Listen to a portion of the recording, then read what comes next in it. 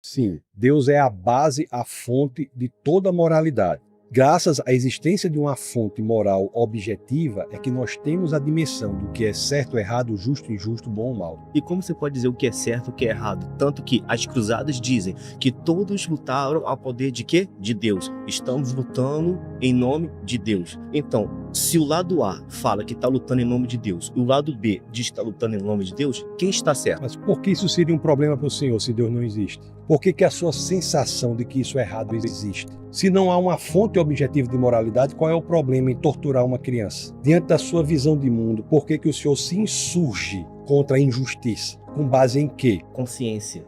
A consciência tem base em quê? Na evolução? A consciência tem base no que você vê, no que você sabe que é certo e no que você sabe que é errado. Por que a gente sabe que algo é certo ou errado? A Bíblia diz que Deus se manifesta, se revela, inclusive através da consciência. Por que nós temos a consciência de que algo é certo ou algo é errado? Por que eu posso dizer aqui com total segurança que torturar uma criança por prazer é errado em qualquer cultura, em qualquer mundo? É errado, mas tem gente que gosta. Por exemplo, vamos citar os alemães. Era errado? Era. Mas eles faziam com o quê? Com um sorriso no rosto. E achavam que era certo. E mesmo assim ainda falava que fazia em nome de Deus. Estabeleceu a fonte da moralidade, isso é errado. O que não quer dizer que as pessoas possam agir de maneira errada moralmente. Veja bem, eu não estou dizendo que o ateu não possa agir moralmente. O que eu estou dizendo é que o ateu ele não tem base para dizer o porquê ele age moralmente. Mas é a doutrina.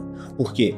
Todo mundo cresce com o pai e mãe sempre falando: olha, isso é errado, olha, isso está correto. Você cresce já com aquela mentalidade. Torturar uma criança por prazer seria certo se o pai dissesse isso? Existe uma fonte do que é certo e do que é errado. Se não houver, é barbárie. Tanto faz eu matar, triturar uma pessoa quanto alimentá-la, se não há uma fonte de moralidade. Veja bem, se existe algo que é mal objetivamente, é porque existe algo que é o bem objetivamente. E se há o mal ou o bem, é porque existe uma lei moral objetiva a partir do qual você consegue diferenciar o bem do mal. E se há a lei moral objetiva a partir da qual você consegue diferenciar o bem do mal, é porque existe um legislador moral objetivo que é Deus. Se existe Deus com essa legislação moral, porque Ele mesmo que sabe de tudo, Ele criou as coisas à sua imagem e semelhança, deixou que o mal aparecesse. Porque Ele deu livre-arbítrio. É a possibilidade de você amar ou não. Você pode até forçar uma pessoa a se comportar como se o amasse, mas o senhor não pode forçá-la a amá-lo verdadeiramente. Mas no momento... Para uma pessoa amar, ela tem que ter a possibilidade de não amar. O livre-arbítrio é um pressuposto lógico do amor. Uma pessoa não pode ser forçada a amar. Ela tem que ter a possibilidade de não amar. Mas o livre-arbítrio, ele não quer dizer você tem liberdade de fazer o que você quiser.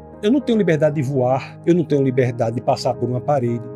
Como vocês mesmos falam, Deus diz: se você cometer pecado aqui na terra, você vai para o inferno. Isso é uma forma de controlar a humanidade. Elas pensam de forma diferente. Aqueles que não têm o conhecimento, eles são guiados pelos que têm uma mente maior e têm uma sabedoria maior. A pessoa se segue. Stalin no ateísmo matou 20 milhões de compatriotas. Mas o que nós estamos falando aqui é o seguinte: algo só é bom ou mal verdadeiramente se existir uma fonte moral objetiva que é Deus. O que não quer dizer que uma pessoa faça ou deixe de fazer algo com base na lei. Mas isso não é moralidade, é legalidade. Você pode ter sistemas legais e imorais. Aliás, a um desses o senhor já se referiu, que foi o nazismo. O nazismo era um sistema legal absolutamente imoral. A lei não dizia que era moral, nós temos a percepção clara que você matar 6 milhões de judeus é algo imoral. Mas por que imoral? Porque nós temos uma fonte de moralidade. Por que nós sabemos que algo é certo e que é errado? E estou falando dentro da Bíblia. Vocês dizem que existiu Abel, Caim. É certo Deus, com toda sabedoria, como vocês dizem, aceitar